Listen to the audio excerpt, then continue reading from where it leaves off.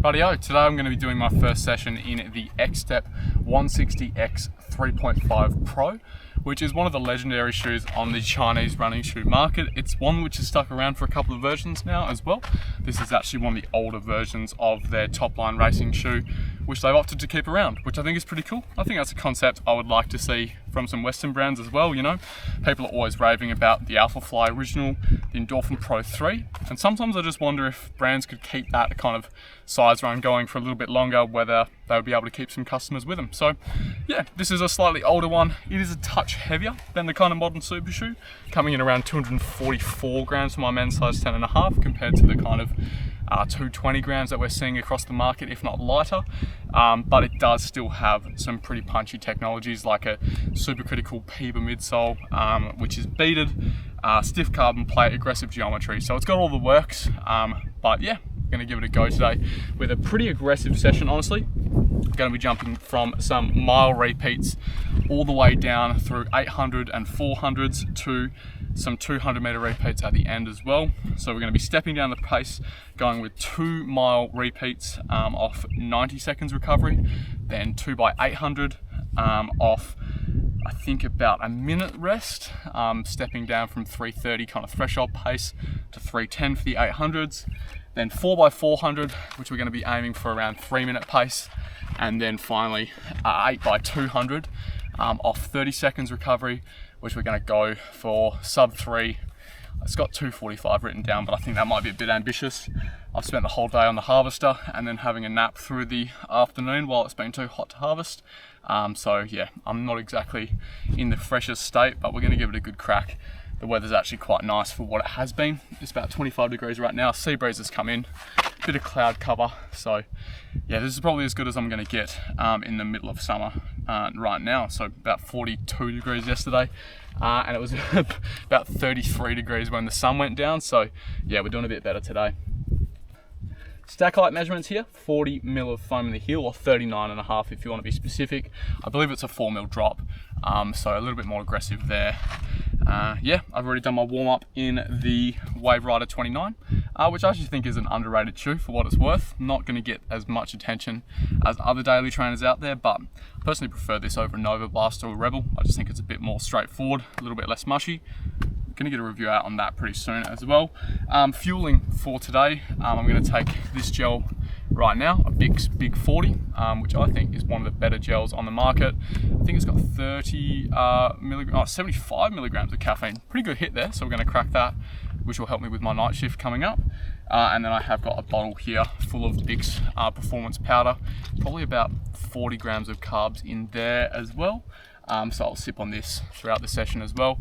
I'm just running here on a dirt path. I'm actually parked in the paddock where we are harvesting. See, you might be able to see Dad down there running along with the harvester. Just a nice smooth dirt path. I find it reduces a little bit of impact compared to bitumen roads. So yeah, a little bit softer underfoot, fairly smooth, pretty flat. So yeah, we're gonna have a good time now. I'm gonna get straight into it. And I think I'll chat to you at the end. I might set the camera up for some of the 200s just to see how my form degrades. I'm a little bit stressed about this one. I think this is going to hurt a fair bit, but yeah, we'll see how we go. Look, first impressions, 2 miles done. Mate, this thing is very, very good. I'm getting Alphafly levels of excitement running in this thing.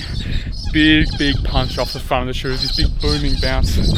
Very easy to find just under the ball of your foot.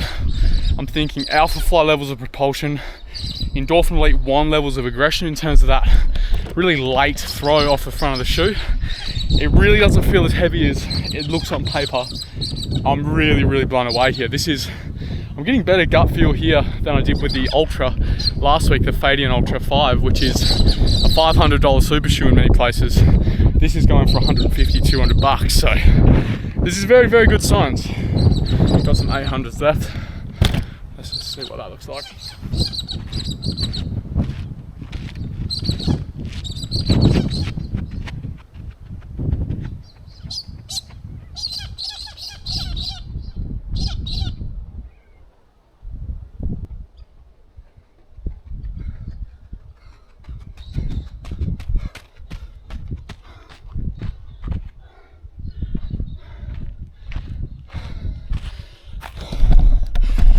just keeps getting better.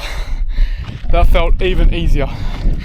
More pace you put in, more reward you get back. That is something special, that really is. I feel like just the ease of finding that sweet spot is just like nothing I've really felt before. And it just gets better, and better.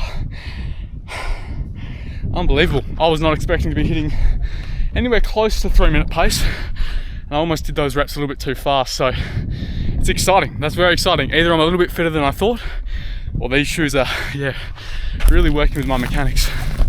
Pick that sunset though.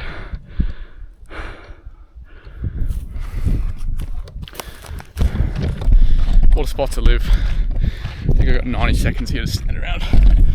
Yeah. Smart from Smithy there. Extra 90 seconds, let me breathe a bit.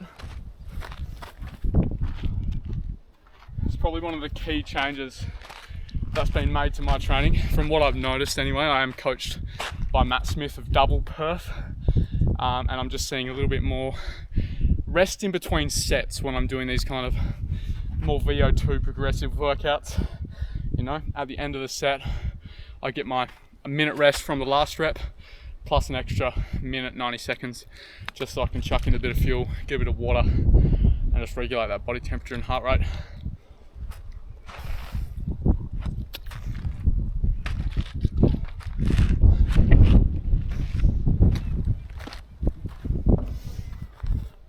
Looking on track now, we've got 3-minute pace for 400s, which based on how the start of those 800s felt, I think we could be on for. I might do 2 400s out, 2 400s back maybe. Right, off you go.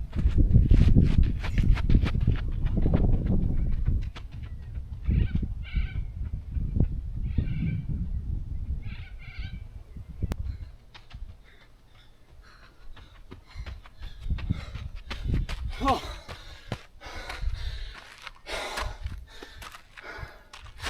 Might have spoken a bit early. I am starting to blow up a little bit, but only in the last 100 meters there. These next 8 twos, I think I should be able to rely on that kind of first burst during the early stages and then just hold the form, hold the compression off the forefoot. Should be able to get there okay. Ah! Rightio, getting into the 200s now. Let's see what we can do here.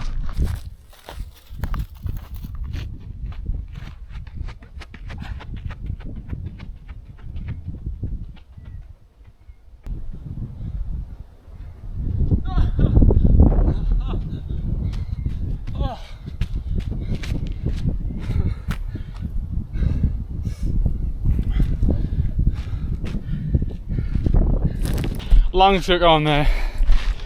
I almost feel like that was more of a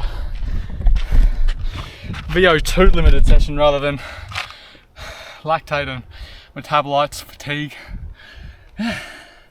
I'm very, very happy with that workout. Grab my phone and we'll have a look at what the stats say.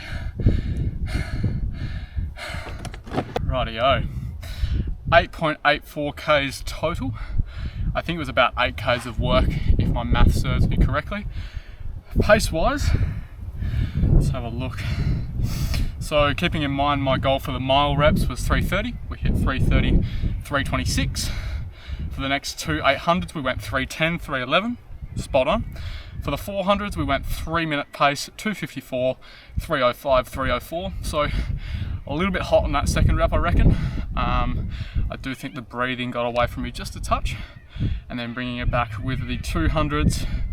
I won't read out every single one, but let's just say started off at 2:46 and then approached 2:50 for the next 3, and then we were just kind of holding on, eventually dipped over 3-minute pace for the last 2, which I think is where the lungs did kind of get a bit overwhelmed. But overall, that's as good as I could ask for in this weather, in these conditions, and with the amount of sleep that I've had. I'm really, really happy. I do think I have to give some credit to this shoe. Absolutely confidence inspiring. This goes straight into my top 10 racing shoes. I don't even need to give it much more time than that. This is yeah, this is really special. Big, punchy rebound, absolute rocket ship.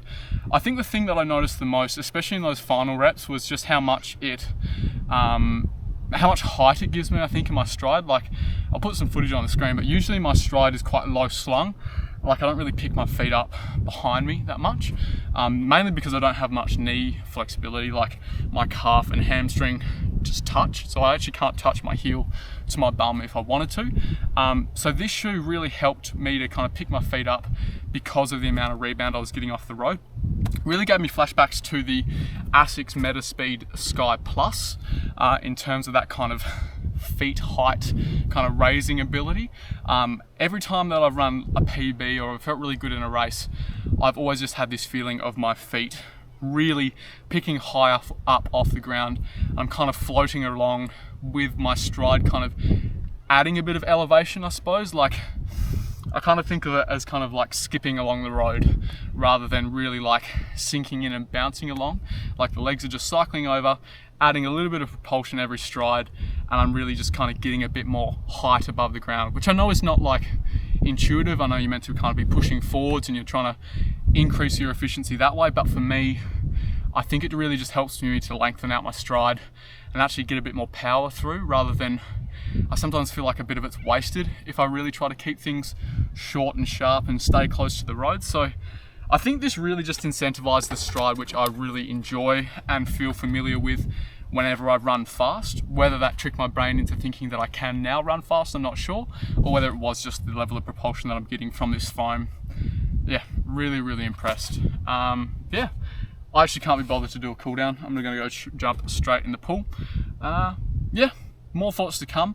I do also have the Anta C202 G9 2 in for review. I bought all three of these, this shoe, Leaning Ultra 5, and then the C202 all at once. I think it's only fair that I do a first impressions video in all of them, and then slowly kind of build up a few more Ks over the summer.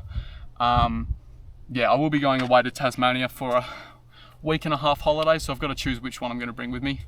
So far, I think I would take this over the Leaning, honestly, in terms of the fun factor and that kind of big punchy ride. Yeah, I was actually, one other thing as well, I heard a few people talking about the kind of calf fatigue that you got from this shoe.